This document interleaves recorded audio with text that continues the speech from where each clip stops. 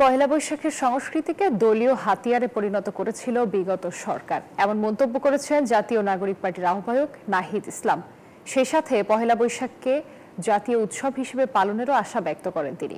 সোমবার রাজধানীর স্কাটন রোডে এনসিপির পহেলা বৈশাখ আয়োজন অনুষ্ঠানে তিনি এসব কথা বলেন এবার প্রথম হাসিনা মুক্ত ফ্যাসিস্ট মুক্ত বৈশাখ পালন করতে পেরেছে জাতি। নাহিদ ইসলাম বলেন, গণপরিষদ নির্বাচনের এজেন্ডা নিয়ে সামনে এগোচ্ছে জাতীয় নাগরিক পার্টি। তিনি আরো বলেন, জুলাইয়ের মধ্য দিয়ে রাষ্ট্রের নবায়ন শুরু হয়েছে, তবে রাষ্ট্র কাঠামো যদি একই থাকে তাহলে জুলাই বিপ্লব ব্যাহত হবে। জুলাই আন্দোলন ব্যক্তির পরিবর্তনের জন্য নয়, রাষ্ট্রের পরিবর্তনের জন্য আন্দোলন। যে সংস্কার চলছে তা দ্রুত বাস্তবায়ন করতে হবে।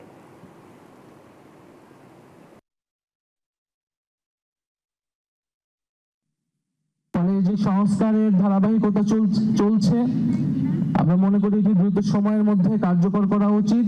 জাতীয় নাগরিক পার্টি তার জায়গা থেকে বিচার সংস্কার এবং গণপরিষদ নির্বাচনের এজেন্ডা সামনে নিয়ে এগোচ্ছে।